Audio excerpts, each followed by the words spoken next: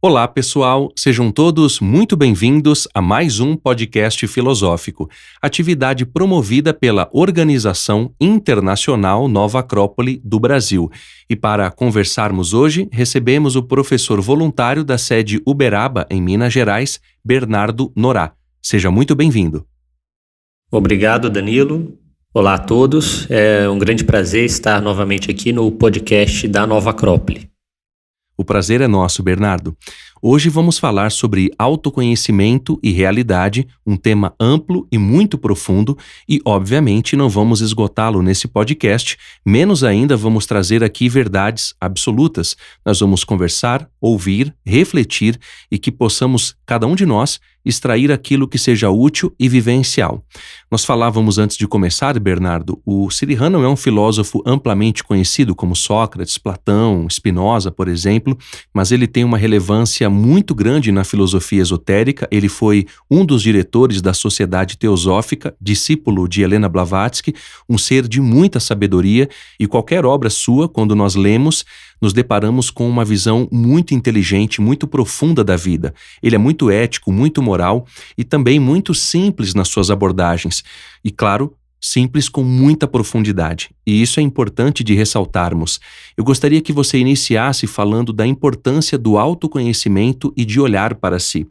Essa visão de nos conhecermos parece algo simples, mas requer maturidade. Eu gostaria que você iniciasse trazendo as reflexões dele sobre essas ideias. É uma visão bem madura que ele traz e uma visão, uma perspectiva também profunda. Claro que quando ele trata desses temas do autoconhecimento, da mente, como o Sócrates dizia, né, conheça-te a ti mesmo e conhecerás o mundo, essas máximas délficas que Sócrates tanto repetia. Então ele traz essa visão, mas numa linguagem muito aprofundada e que a gente precisa de um bom grau de concentração e reflexão. Então, realmente, é um exercício importante de reflexão para a gente poder compreender, né, mais sobre nós mesmos e sobre o universo que nos rodeia e, ao mesmo tempo, sentir assim, uma certa necessidade de poder, de compreender, de entender que há partes de nós mesmos e do universo que a gente ainda precisa sondar e avançar, né? Então o tema assim, do conhecer a si mesmo, a gente vai relacionar muito com a ideia assim, de buscar uma autenticidade, de poder reconhecer a si mesmo com seus valores, mas ele traz muito uma reflexão em relação à nossa mente, ao que a gente entende que é realidade, o que realmente a gente deve questionar se é real ou não é real. E isso traz reflexões muito importantes e que vamos ver assim, que vários desses grandes filósofos mais famosos, né, do mundo clássico trataram desses temas de alguma maneira. Agora, falando sobre a ideia do que é real e o irreal, quando a gente fala de autoconhecimento e realidade, a gente vai precisar entender o que seria a realidade de fato. Do ponto de vista do que é sensível, a gente imagina que tudo aquilo que a gente toca, sente, ouve, enfim, nosso olfato, tudo isso é real para nós. Os nossos sentidos, às vezes, nos enganam. Por exemplo, quando a gente tem muita sede ou muita fome, isso em excesso pode nos trazer estados de delírio. Exemplo, se eu estou andando há muitas horas e não tomei água, ou se eu tenho muita fome também, depois de muito tempo sem comida, a gente pode ter estados de delírio e imaginar, ou melhor, fantasiar coisas que não estamos vendo, como água, por exemplo, ou comida. Ou seja, os nossos sentidos não são à medida da realidade que está para além daquilo que eles captam.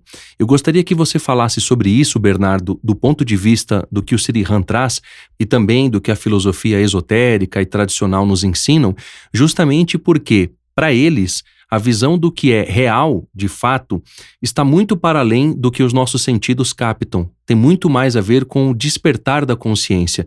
Por essas razões, eu gostaria que você trouxesse um pouco mais de reflexão sobre essas ideias.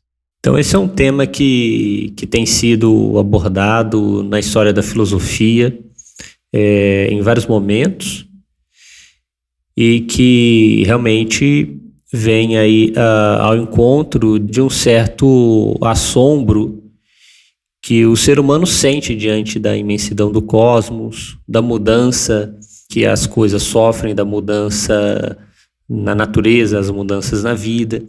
Isso sempre levou o ser humano a se questionar o que é real, o que não é real, o que perdura, o que não perdura. E é muito comum, então, por exemplo, na filosofia oriental, a realidade ser associada àquilo que sempre é. Que as coisas no plano da manifestação, no plano material, elas têm uma existência, mas não têm uma realidade última. Não porque a gente não pode percebê-las. Elas não têm uma realidade última porque elas são transitórias. Então, as coisas, os objetos materiais que a gente pode tocar, ver, sentir, num dado momento eles não estarão mais presentes.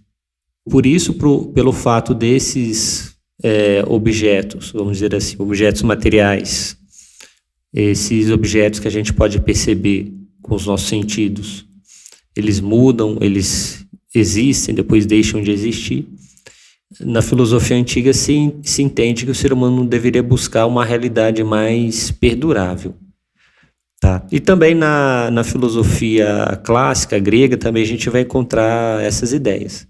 Então, por exemplo, lá um dos pré-socráticos, o Anaximandro, já falava do ápiron, que é uma ideia de ilimitado, infinito, e relaciona a realidade como esse primeiro princípio que dá origem a todas as coisas. E ele chamou esse primeiro princípio de ápiron. Em grego é o infinito, é o ilimitado.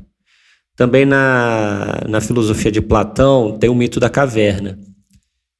Na alegoria da caverna, né, Platão apresenta a humanidade vivendo dentro da caverna, vivendo um jogo de engano, vivendo uma aparência de realidade.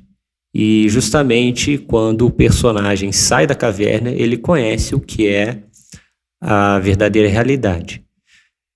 Isso tem a ver com a teoria das ideias de Platão. Platão, ele fala que o mundo das ideias, ou o mundo inteligível, é o mundo real, e o mundo sensível, essa realidade que a gente percebe com os nossos sentidos físicos, não seria o mundo real, justamente também como é o mundo transitório, o mundo das mudanças. E que no plano das ideias, as ideias têm realidade, elas têm um sentido de unidade e durabilidade, elas não são transitórias. Então a gente começa não conseguindo assim definir a realidade, mas vamos vendo que esses filósofos começam a trazer alguns atributos da realidade. Platão traz essa ideia de unidade, traz essa ideia de princípios arquetípicos inteligíveis, e não muito diferente, inspirado num outro pré-socrático, que foi o Parmênides, que também falou desse plano, desse mundo, desse primeiro princípio, que seria a realidade primeira. Então seria essa ideia de unidade, o que dura, o que é infinito, o que está sempre presente, enfim. E quando a gente tenta aplicar isso na nossa realidade, a gente está tentando entender isso aí com o nosso órgão, que é a nossa mente, que tem as ferramentas da lógica, da analogia, do raciocínio, da inteligência e de muitas outras possibilidades que às vezes a gente não sabe usar e não treinamos tanto. Concentração, a reflexão, a introspecção, a meditação, e de tal maneira que o que a gente vai encontrar nas reflexões de Srihan, essa é uma reflexão importante sobre o nosso enfoque mental, né? E a necessidade primeiro de compreender a mente, como a mente se relaciona com as coisas, o que é a mente, porque a gente acaba usando a mente para definir, né, o que é real, o que não é real, aquilo que eu vejo, né, aquilo que o meu cérebro processa, aquilo que eu ouço, isso é real. Então, também é um outro aspecto interessante que Sirihan vai refletir, que é a questão da mente, né? E desse enfoque mental, a gente vai ter possibilidades de conhecer ou interpretar a realidade de distintas maneiras. E essa interpretação da realidade, obviamente, está ligada à mente, ou seja, como funciona a nossa mente, quais são as possibilidades que ela tem, o que ela abarca. Eu gostaria que você falasse mais sobre isso, Bernardo, aproveitando o ensejo da sua explanação, porque se a gente tem preconceitos demais na mente, e tudo está na mente, tudo começa na mente, como nos ensina o Kybalion, o universo é mental, o todo é mental. As coisas existem de uma maneira prévia na nossa mente antes de se tornarem realidade. Inclusive, falamos sobre o Kybalion em um podcast que gravamos você e eu. Vale a pena os nossos ouvintes ouvirem também, caso queiram. Bom, já que tudo começa na mente, se a gente vê algo e tem preconceito, eu acho que isso é assim ou isso é assado, já estamos tingindo com o nosso preconceito. Isso pode se estender às pessoas, por exemplo, quando a gente só vê as coisas ruins nelas e deixa de ver o lado bom que todas elas têm, assim como nós.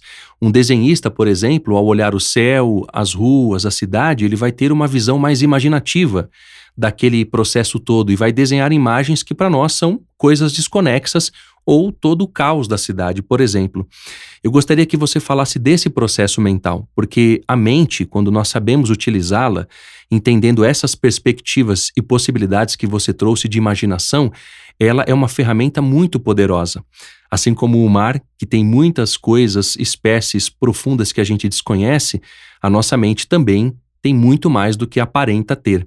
Enfim, eu gostaria que você trouxesse mais reflexões sobre esses pontos. Sim, essas reflexões aí são fundamentais. Isso tem um impacto importante aí na relação, na nossa relação com a vida e com os demais. Então, acho que por isso o tema assim, é muito válido. Então, será que realmente a nossa mente mente?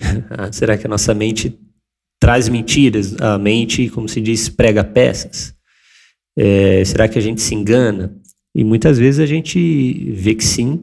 A gente percebe desentendimentos, problemas de comunicação, problemas de convivência, enfim. Então, realmente, como a mente funciona? Então, você falou do Kybalion, né, que uma das frases dele é: todas as verdades são meias verdades. Né? Então, esse pensamento que eu estou elaborando, realmente ele é verdadeiro ou é meio verdadeiro, enfim. Então, a nossa mente, na filosofia, a gente estuda 2 aspectos da mente. Inclusive, nas primeiras aulas do nosso curso de filosofia, a gente apresenta 2 mentes, a chamada mente concreta e a mente pura.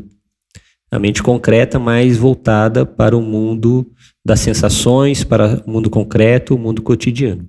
E a mente pura mais voltada para o mundo inteligível, para o mundo das ideias puras, das reflexões mais profundas.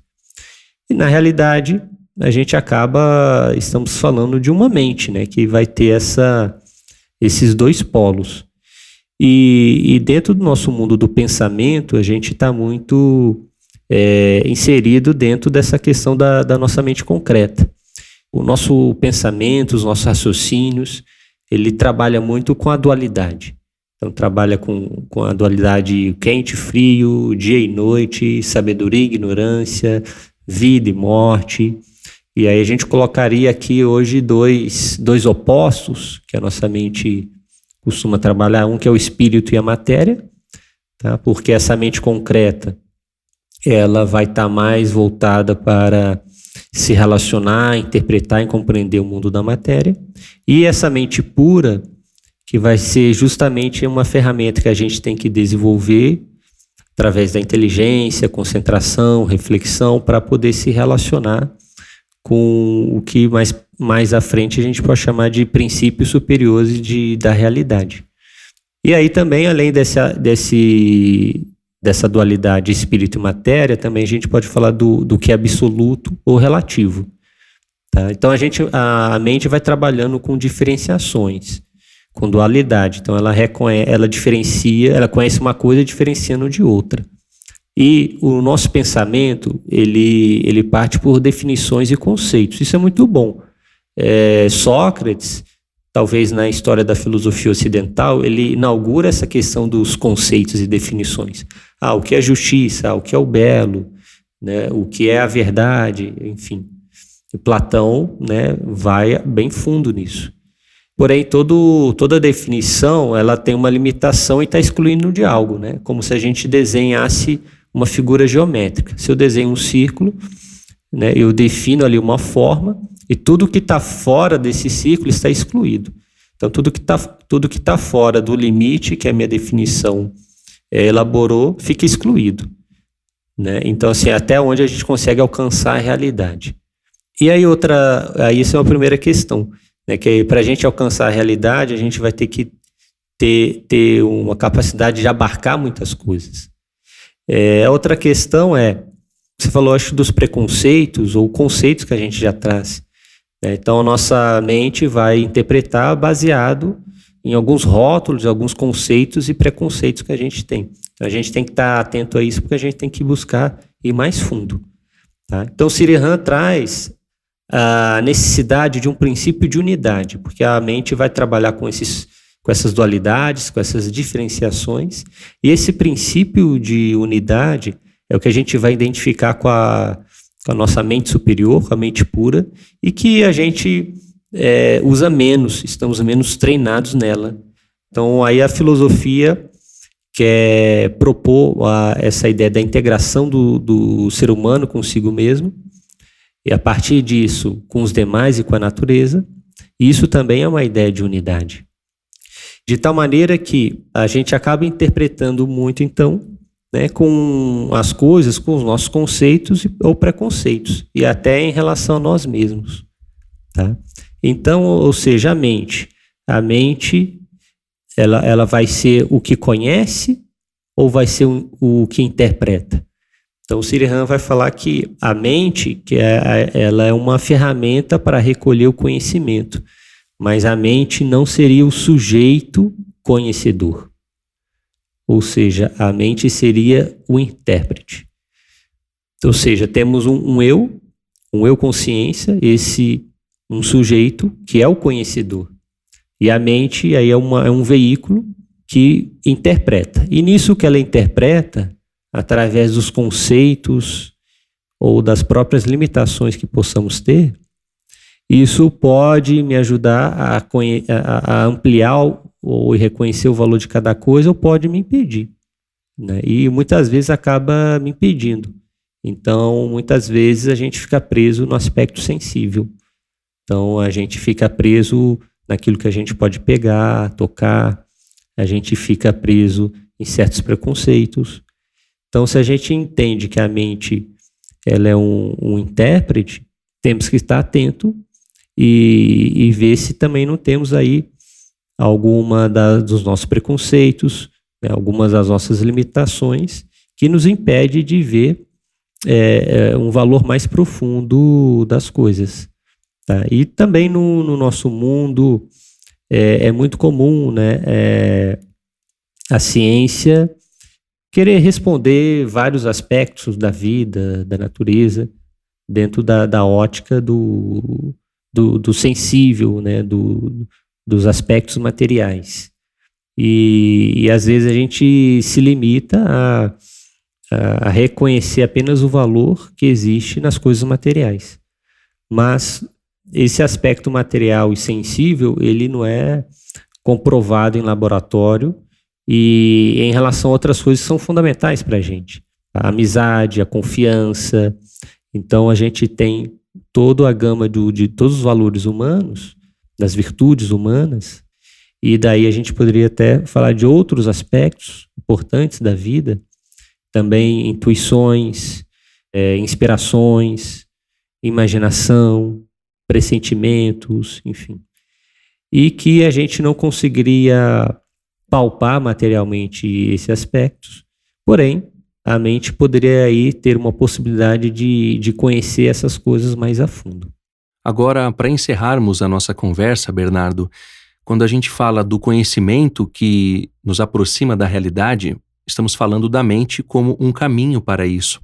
Agora, de forma objetiva, mais clara, mais real, e existem também graus de realidade, ou alguma realidade que seja mais elevada do que a que nós costumeiramente observamos.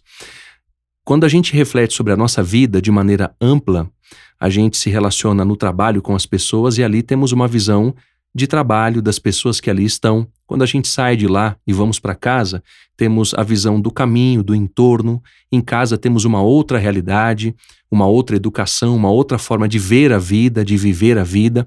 Em suma, nós temos realidades distintas, a nossa e a dos demais.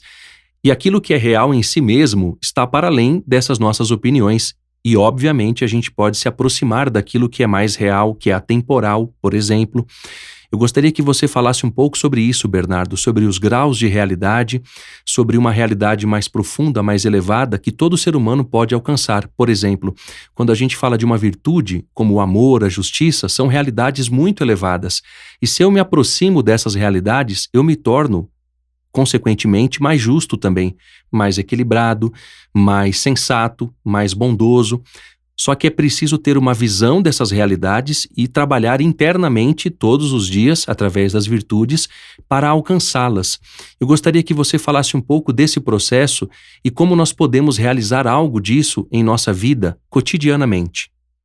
Então, esses filósofos e o próprio Sirihan, eles vão construindo todo um raciocínio, uma reflexão que vai nos conduzindo nessa ideia de falar que a realidade é psicológica, né? Ela pode ser subjetiva e depende de estados de consciência. Por exemplo, toda realidade ela sempre surge de fora para dentro, ou seja, eu preciso de um objeto externo para ter uma experiência, ou eu posso ter experiências reais sem que isso seja estimulado por nenhum objeto externo. Então, é uma reflexão interessante. Então, ele fala, por exemplo, se a realidade fosse totalmente objetiva ou só objetiva, então a gente pega aqui a Nona Sinfonia de Beethoven e bota todo mundo para ouvir. Tá? Objetivamente, é a mesma música que todos vão estar ouvindo, porém, todos vão perceber ela de formas diferentes. Então, uma pessoa que é música, como você, ou uma pessoa que não entende nada de música, ou uma pessoa que gosta um pouco, enfim.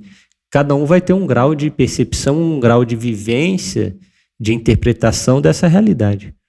Né? Alguém pode acessar isso mais ou menos. E aí tem todo um valor do subjetivo. E, além disso, essa música pode evocar algum outro processo interno, alguma outra experiência interna, em relação ao estado de consciência. Então, o Sirihan fala que a realidade ela tem a ver com o estado de consciência, ela tem um componente subjetivo, tá? E inclui nossas percepções, os nossos sentimentos também, tá? E não só o objeto externo. E de tal maneira que, sim, Sirihan fala assim, de graus de realidade. Ele fala que há um grau máximo, assim, os filósofos sempre falam que há um princípio universal, um ser, né, um princípio primeiro, que seria esse elemento real. E a reflexão interessante que ele traz é que esse princípio real, que ele é muito amplo, é muito grandioso, muito harmônico, muito absoluto, ele se manifesta em vários graus de percepções menores. De tal maneira que, através de um processo de reflexão, de concentração, de introspecção, né, de meditar profundamente sobre o conhecimento de si mesmo, sobre a nossa mente, ele diz que a gente pode perceber um pouco dessa realidade. E perceber um pouco da realidade, ele fala, não é perceber um pedacinho dela, é perceber ela completa, só que num tamanho miniatura, vamos dizer assim. Isso é interessante, porque Platão, por exemplo, em vários diálogos, ele fala isso, né? Que aquilo que é real não pode ser dividido. Plotino também fala isso. E a gente vai entendendo, então, como esses filósofos vão nos trazendo aqui algo que é muito importante, que a gente interpreta as coisas de uma forma subjetiva e que a outra pessoa vai interpretar a realidade de uma outra maneira, tá? E que não é que eu estou certo ou estou errado. E quanto mais profundo a gente conseguir ir nas nossas reflexões, nas nossas ideias, a gente vai poder encontrar mais pontos de união, porque a gente vai poder se aproximar mais de ideias superiores, de princípios de realidade superiores, onde a ideia da unidade, da síntese, se faz mais presente, tá? Então, ele fala que podemos chegar num estado de consciência onde a nossa consciência agora não é mais escrava do tempo, tá? E ela pode perceber por um instante algum grau de realidade dentro de si mesmo e que isso, ao mesmo tempo que a gente supera uma barreira, um abismo entre um estado de consciência cotidiano para um estado de consciência mais elevado, a gente também supera um abismo entre o que eu conheço de mim e do que eu consigo conhecer e conviver com o outro. Tá? Então ele fala assim, superando esse abismo, né, entre o conhecimento cotidiano e o conhecimento de si mesmo, dentro da nossa realidade individual, a gente também supera o abismo que possa existir na nossa relação entre o nosso próprio eu e o eu dos demais. Com certeza, Bernardo. A leitura de Sriram, como nós falávamos antes de iniciar a gravação, é sempre muito enriquecedora. Dessa forma, encerramos a nossa conversa de hoje. Novamente, lhe agradeço a presença e, claro, desejo que seja sempre muito bem-vindo aqui no podcast da Nova Acrópole. Obrigado, Danilo. Foi um grande prazer poder compartilhar essas reflexões com você e até a próxima. Até a próxima, Bernardo. Bem, para aqueles que queiram nos contatar, basta acessar nova-acrópole.org.br/podcast. E para quem quiser saber mais sobre o nosso curso de Filosofia para Viver, basta acessar nova-acrópole.org.br e buscar a sede mais próxima a você. Até a próxima!